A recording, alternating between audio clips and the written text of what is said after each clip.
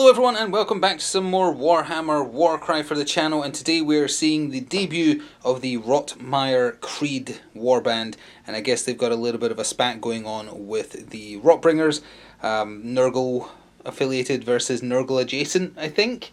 Not 100% sure on whether or not Rotmire Creed are aware that they're doing kind of Nurgle supported things, or if they're just into poison and stuff like that. If anyone wants to lore dump about them, feel free. But they're going at it today on the kind of swampish themed map we've got going on. We'll randomise a mission and whatnot in a second, but let's go over both sides to see the specifics. So here is Rotmire Creed. They've got a lot of little guys because they're not super strong. I am going to be cheat sheeting by reading from their card here because I'm not familiar with them all, but we'll try and get the names right. And they're broken into Dagger, Hammer, Shield, a set of 3, a set of 4, a set of 3, as they are seen from left to right camera. Their leader is this larger, well, he's not larger, he's on stilts, but this is the Wither Lord at the back there, and as part of the dagger, he is joined by 2 Mire Folk Outcasts. All the Mire Folk Outcasts are these 6 down here in the front row. They are all in their, what is the official term for them? Bilewood Weapon and Shield combo, which just seemed like the best option for them in my opinion. So, him and 2 of those are the dagger. And then we have 2 more, and then we have the bloated one with raker claws at the back here. He's kind of like the heavy, he's kind of damaging. And at the back here, we have a carrion catcher with an impaler. So those 2, plus 2 more of the Mire Folk. And then finally, in the shield, we have 2 more Mire Folk, again with just the Bilewood Weapon and Shield. And we have a second carrion catcher with impaler. So individually, none of them are like Stormcast tough or anything like that, although, well, the Wither Lord and the bloated one are toughness 4. In fact, they are toughness 4 across the board. I guess that's a Nurgle trait. Maximum number of wounds, you've got 12 wounds on the basic guys, 20 on the Wither Lord, 18 on the bloated one. Let's see, how much on the carrion catchers are 12 as well. Oh, sorry, the basic guys only have 10. I was looking at the wrong card there. Yeah, 12 on the ones on stilts at the back here with the big scything weapons, and the basic guys have 10. They do a reasonable amount of damage. They have a reaction where they can just spew bile blood on people, although I guess a Nurgle affiliated group might like that. But either way, let's take a quick look at who they'll be facing. So this is a list that's been on the channel before. It works depending on the luck of regarding the randomised mission, but the Harbinger of Decay, big guy on the horse at the back there, is the leader, joined by a Lord of Plagues, who is right here. And in terms of Dagger, Hammer, Shield for them, it is Dagger, Hammer for these 3, and Shield for the last 2. But besides the Harbinger and the Lord of Plagues, it's just a bunch of Blight Kings. One of them has a Sonorous Toxin, which is the big bell, easy to spot. 2 of them are equipped with filth-encrusted shields. I'll give you 2 guesses who those are. It's the ones equipped with shields. And then just 2 blighted weapons. So running the full gamut of available Blight King setups for them. I think it did okay last time they were on the channel. But either way, it's just a fun looking list. And obviously the Rotmire Creed have the numbers advantage. But they are all tough and they have a lot of wounds. They're very slow though. The roll for attacker defender has already been done. The Rotbringers have selected that they are the defenders, so I guess this is their township being raided from the mire.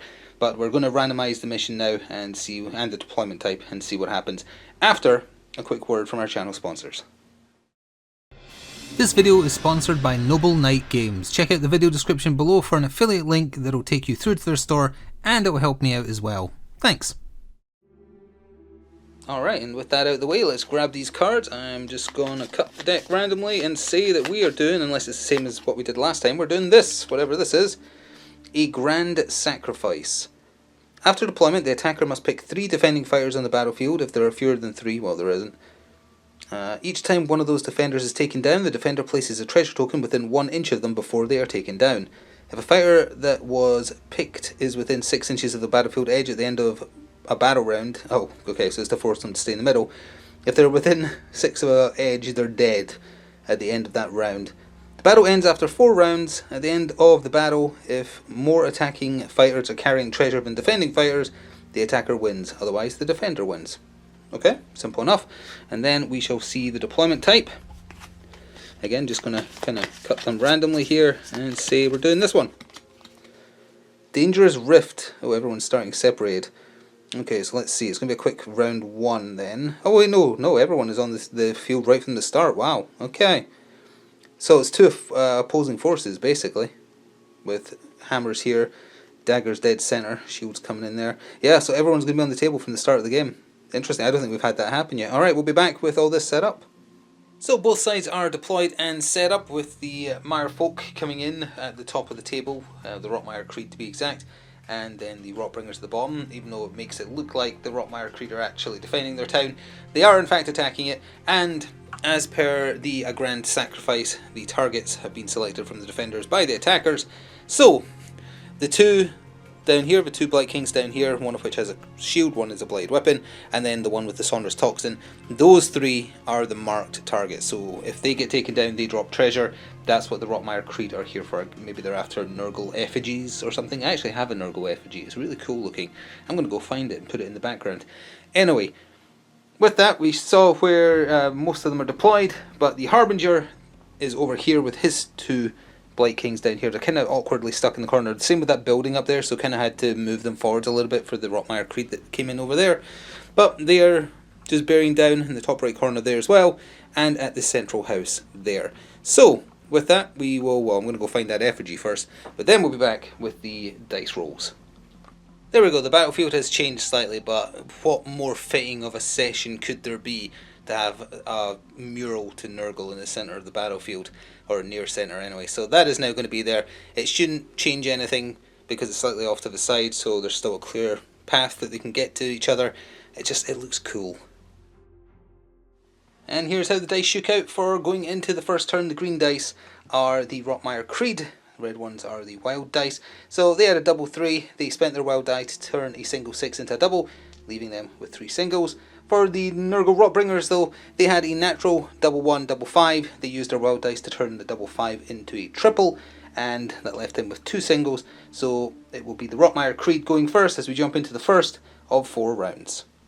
So get used to this being an activation from start to finish in turn 1 for the Rotmire Creed. There's a lot of them, and there's a lot of chaff that are there to kind of fill out points and just get in there. So a Mire folk, a simple Mire folk with a shield and bloated weapon or whatever it was called, activated.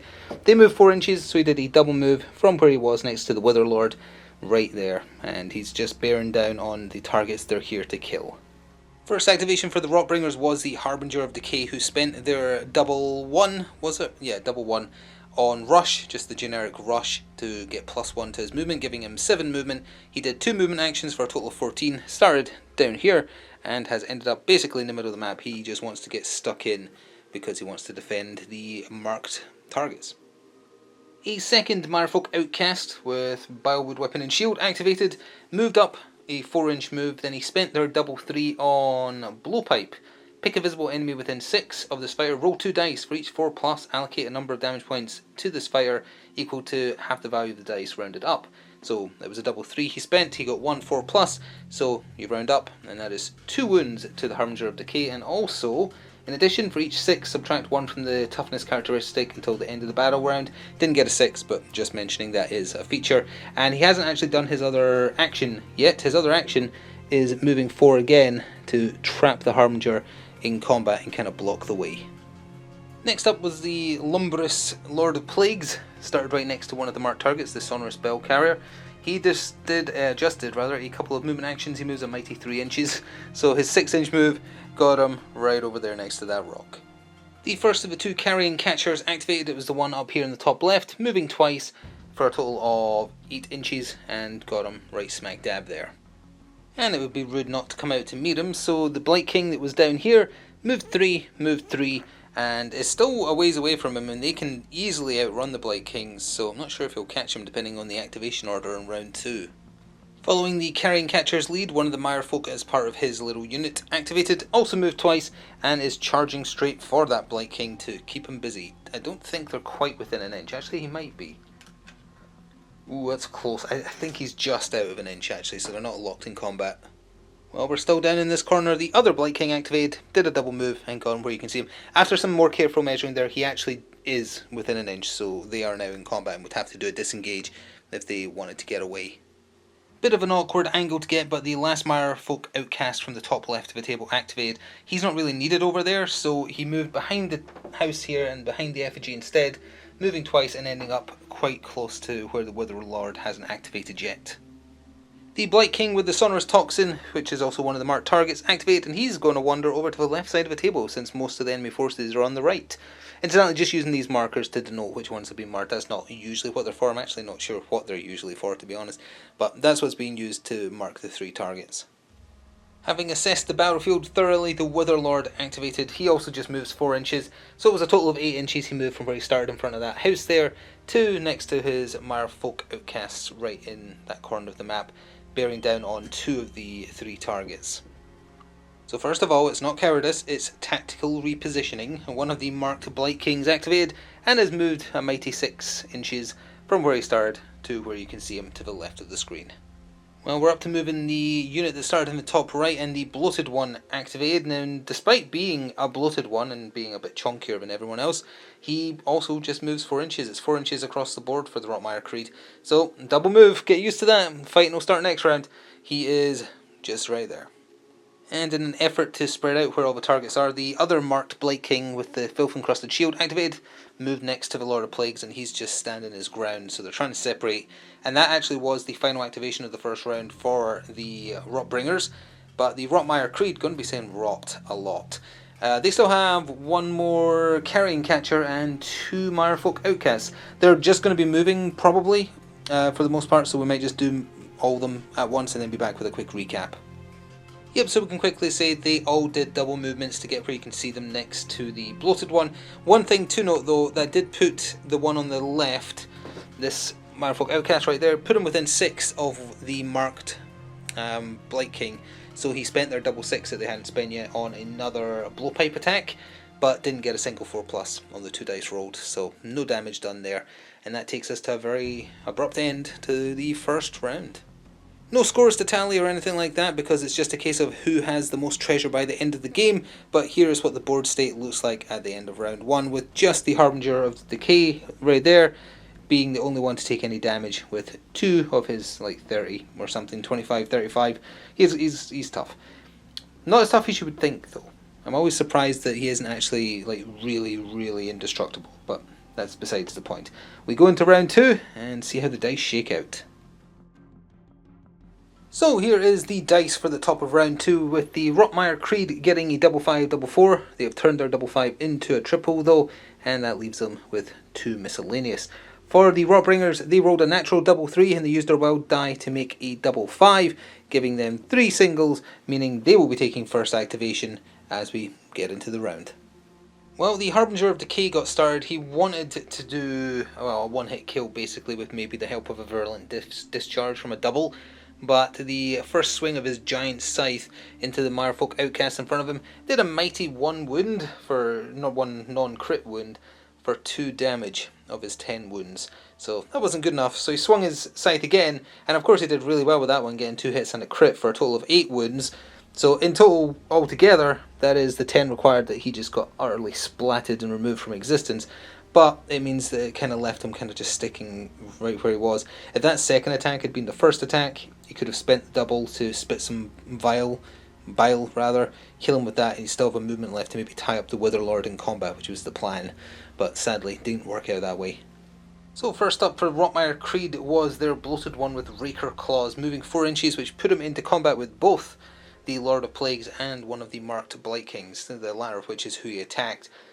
He gets 5 attacks at strength 4, but unfortunately he was going up against toughness 5, so he had to roll well, and he didn't. He only managed to get a single 5, which did a mighty 2 damage. But then he spent their triple 5 on slashing attack. Roll 1 die for each visible enemy fighter within 3 inches, and on a 3 to 4 you allocate 1 damage, and on a 5 or 6 you allocate damage points equal to the value of the dice spent.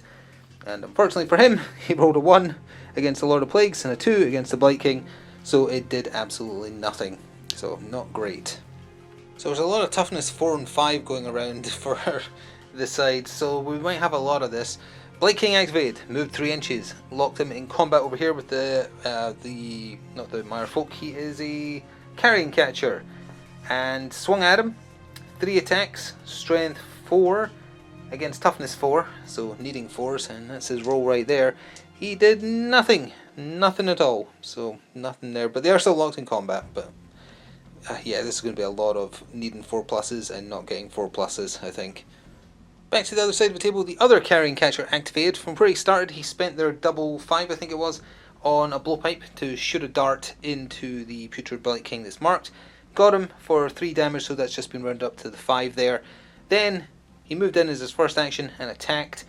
3 dice, toughness 4, but the strength 4, but the toughness of the ones using filth encrusted shields is 5, so needing 5s and 6s. Got a 5 though for 2 more wounds, so that's 7 of his. Oh, how much does he have? 25 wounds, so they've got a lot of work to do. And just like that, we're back over the left side of the table for the fights going on here. This perfectly symmetrical, stinky fighting will get us nowhere.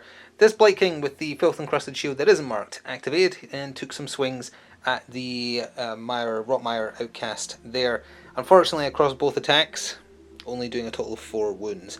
Again, toughness 4 is pretty tough to crack. So then he spent their double 5 on Virulent Discharge. I think that's what it's called. Yep, roll a number of dice equal to that ability. For every 4+, deal 1 damage. And it hasn't been applied yet, but he did 2 more bits of damage. So we can just consolidate these into a 5. Oh, there's not a 5 there. Get it in a second, but that is half his health gone. The Witherlord activated for Rotmire Creed. He's got range 2 on his basic attack, on his weapon profile. He moved up to be in combat with both of these gentlemen, but attacked the more important target. He gets 4 dice at strength 4, 3 damage for a normal hit, and 5 for a crit. Going up against toughness 5 in this instance, also needed 5s and 6s. Didn't get any 6s, but did get 2 hits through for a total of 6 wounds in there, so that'll all get consolidated down now. He's still kicking though. He's gone up against 3 of the, well, they're 3 toughest dudes actually, yeah. There's 1 other carrying catcher, and that's all their tough guys. So the filth encrusted shield build is really working out for him. So before we do the next activation, which is going to be the filth encrusted shield wield and Blight King we've been talking about, I totally forgot that as per the rules of a grand sacrifice, it's from the end of round 1 that the stipulation applies that if you're within 6 of a battlefield edge, you just die. Which means at the top of round 2, all 3 treasures should have been on the floor, because all 3 of them were not outside of 6. They still aren't, actually. Even the Sonorous Toxin guy is, yeah, he's just within 6. He definitely is, and so is he. So that would have basically just been an instant loss. Well, not necessarily, because the treasure would still have to be picked up, but that is a little unfair based on the deployment type that we got, that they're not fast enough to get out of the range. So we're going to play it that is not a thing. It's to stop you just cowardly hiding your units, which was never the intention. It's just they're slow and they can't push through. So we might apply it in the latter 2 turns, I guess, but for now it doesn't seem fair, because it was forgotten. It was genuinely forgotten about. But yeah, they actually all technically should have died instantly at the top of round 2, which would not be a fun match. So the Blight King here activated instead, the one that was marked. He moved twice to desperately try and get outside of 6 from the edge of the field for going into the 3rd turn, and he actually can't do it. He is still too slow. It isn't even a case of the Harbinger being in his way. Well, actually, maybe he is now. Hang on. No, he's within 6. Like I would say, like a third of his base is still within 6. They're just too slow. It's not that the Harbinger's blocking his way. I guess they still had a double, so he could have spent it to get an extra inch, which would have saved him roughly if this wasn't here. Let me just see. If this was here, would that be outside of 6? That's outside of 6. I guess to try and be as fair to what the rules are, their double 3 will be spent on Rush, so that he can actually do that to move him to safety. Sonorous Toxin, wielding 1, hasn't activated yet. He can move up here. He'll be outside of 6. It does mean that the one that's been doing all the work, we'll just have to count him as dead when the turn rolls over. The Mirefolk Outcast that was over here came down 3 inches. Kind of got locked in combat with the Harbinger there, but he does have range 2 on his basic attack, so he threw 3 dice into that Blight King we just talked about. Managed to get a single hit through for 1 point of damage. The Blight King, wielding the Sonorous Toxin, moved up 3 inches to get amongst his brethren here. He has range 2 because of that huge bell, and he swung it into the Mirefolk Outcast 4 dice, strength 4, so he was needing 4 pluses because he was going against toughness 4. He got 2 normal hits and a crit. His normal hits only do 1 wound, but his crits do 4, I think it is. Either way, he only had 5 wounds left. So this Mirefolk outcast has been splatted by a giant bell and is now gone. The surviving carrion catcher right here activated, stayed where he was, and swung twice into the deer antlered Blight King with the scythe there, and not doing too great with that, getting a single hit through for 2 damage. Just a few more of those and you'll take out his 25 wounds or whatever. And back over here where that poor Blight King is doomed to be dragged off by tentacles when the round ends. The Lord of Plagues activated, swung twice into the Witherlord, did very well and also very consistently across both attacks, getting a hit and a crit for a total of 16 wounds to the Witherlord, because he was sitting at strength 5 versus toughness 4. Witherlord has 20 health, so he's hanging on, but not by that much. One of the Mirefolk outcasts who were trying to help where the Witherlord is but can't quite get into combat decided to move twice, 8 inches tall, to where you can see him there. There is still one hidden behind the effigy here that will also activate at some point. Well, before he's dragged into the abyss and eaten or whatever, the Blight King that's marked here decided to activate and thought, hey, Witherlord's kind of close to dying now, why don't we just try and swing at him? First attack, absolutely nothing. Second attack, hit and a crit though. That is a total of 6, I believe, and he only had 4 wounds left. So the Witherlord has indeed withered away and is off the table. And the Mirefolk outcast who was hidden behind the effigy came back around to where he's potentially needed, and also to try and cut off the Sonorous Toxin wielding Blight King, who is safe at present. 6 inches, yep, he is, so he will not be immediately dying at the round crossover. In terms of who's still got to activate for the Blight Kings now though, I think they're done. I think that is it for the turn, so yeah, it's just over to one last Mirefolk outfolk. It's such a word spaghetti when they all sound kind of similar. Mirefolk outcast. That's what I meant. One more of them need to activate, and then I think that's the end of the round. And for that last outfolk, he is there. No, it's that one. Very hard to see an angle on, and also which one is which, but he moved over there since he's not needed on the right side of a table anymore. So that does take us to the end of the round. So again, apologies just for kind of fudging it there. I was genuinely forgetting that technically at the end of the first round, as we crossed over into the second, every one of the marked targets for Nurgle would have died. But that would not have led to a fun match. It is just the way it goes with Warcry sometimes. They did not have enough movement to necessarily get it, and just based on where the scenery was, did not have enough movement to get away from 6 inches within the edge with how slow they are. So we are applying it now though, and yes, you did well, buddy, but unfortunately you are within 6, so you're getting eaten. A treasure token is getting placed within 1, and that is there to be picked up. Although the Lord of Plagues can also try and snatch it. I don't believe the defenders are the only ones who can grab it. So it is still there for the picking, and the fighting is just all going to happen in the middle of the map now as we go into round 3 of a potential, well, in an exact 4. So at the top of the penultimate round, round 3 here is how the dice shook out. The Rotmire Creed had a triple 1, which they have turned into a quad 1. I don't think their quad really cares about the value, so that's probably fine. And then 3 singles. For the Rotbringers, they had a triple 5 that they have turned into a quad 5. I don't know why that's a 6. There we go. That's how numbers work. They've turned it into a quad 5. They also had a double 4 that just left them with a single. So it is the Rotmire Creed going first. So to make sure that the Rotmire Creed secured at least one of the treasure, the carrion catcher over here activated. He slid along here, stepped onto the treasure, took it, and then ran back. Never got within an inch of the Lord of Plagues, so he was not engaged. He is engaged though with the bloated one there, so it's going to be a bit harder for him to give chase. And rather than have the big bulky treasure symbols under them or anything, going to use the blue marker to denote he is now holding the treasure.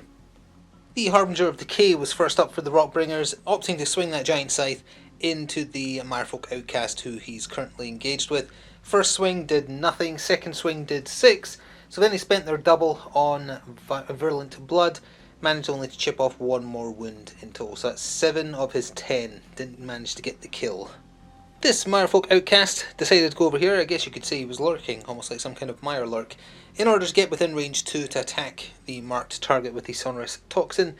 And that Blight King did not do well. He rolled 2 crits against him of his 3 attacks at strength 3 for a total of 8 wounds, so a pretty good start on him, and he needed that because there isn't enough of them over there to really easily kill anyone. The Blight King near the centre of the table activated and decided to finish off that Mire... I keep wanting to call them Mirelurks now, it's just stuck in the head. Mirefolk Outcast, getting 2 normal hits through in his first barrage of 3 strength 4 versus toughness 4 for 4 wounds. He only had 3 left, so he got splatted, and then with that he retreated 3 inches, still keeping outside of 6 of the lower edge of the table, and basically hiding behind the Harbinger, just hoping that nobody else can get to him.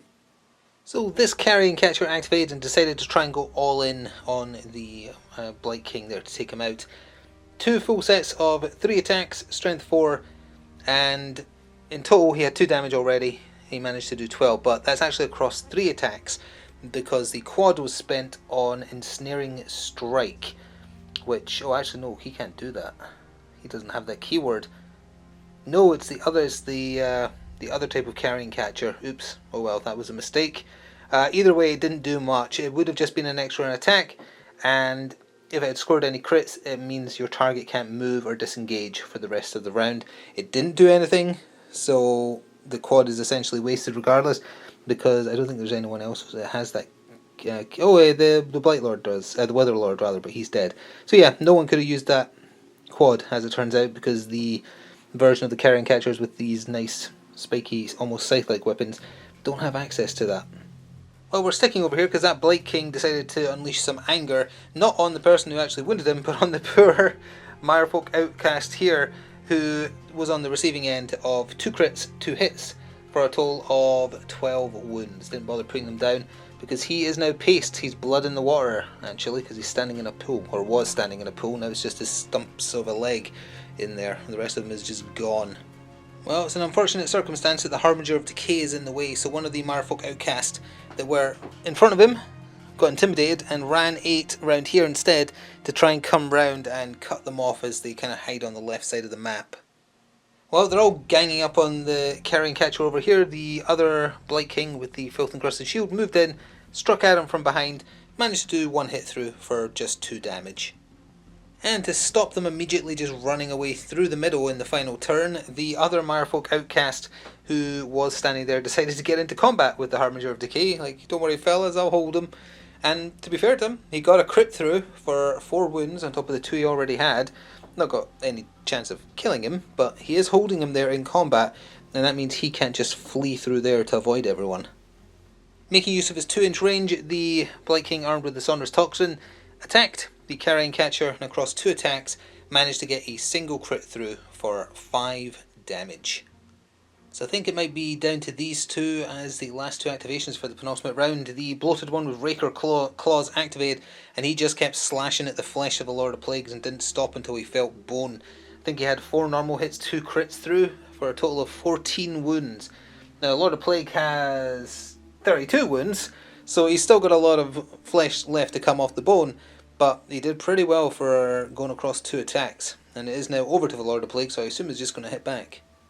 So I swear to you, nothing is ever staged here, so if cinematic-esque stuff happens, it is genuinely just it happened naturally, and that's precisely what happened here. The Lord of Plagues cracked out his Strength 5 versus Toughness 4, 3 dice, into the bloated one, and also did exactly 14 wounds overall, so they hit each other for as good as you get. Although point difference, I still think the bloated one is hitting above his weight class. He's 145 points, the Lord of Plagues is 170, but it's so cool that just these 2 slabs of meat have just like cut into each other and done the exact same degree of damage.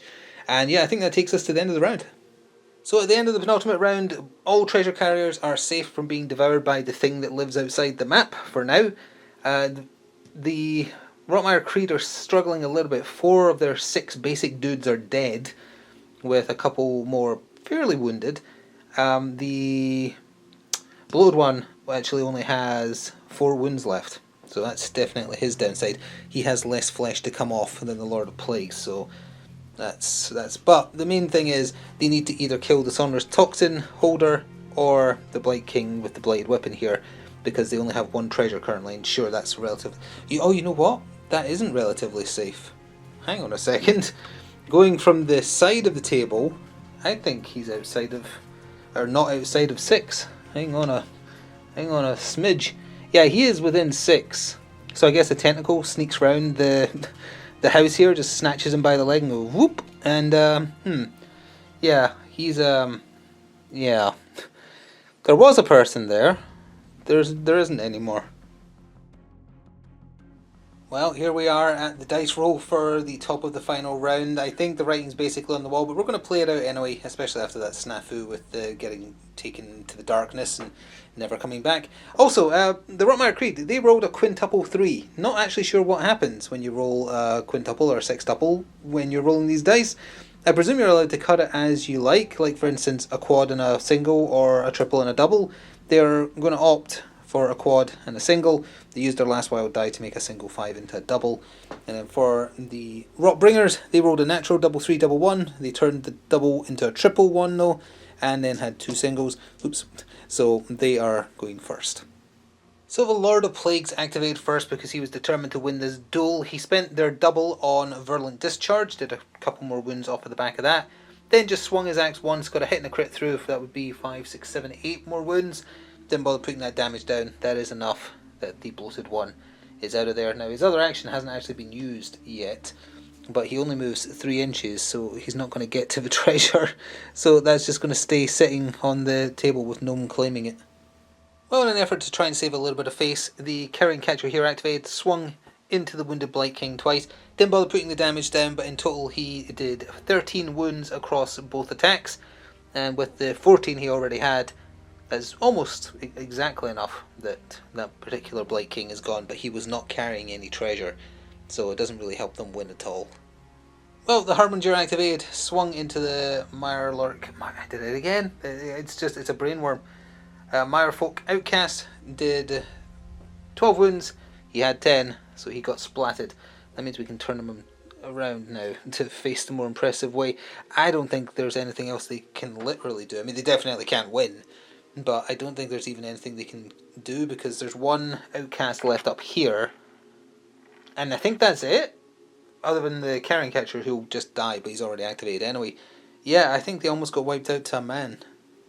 Yeah, looking at the situation, last Mirefolk Outcast, he looks at it, he sees the sole survivor getting beaten on by 2 Blight Kings, and he thinks, you know, this raid really was not worth it. The juice was not worth the squeeze, or the pus wasn't worth the boil, maybe the Nurgle version of that expression. Sorry, that's disgusting.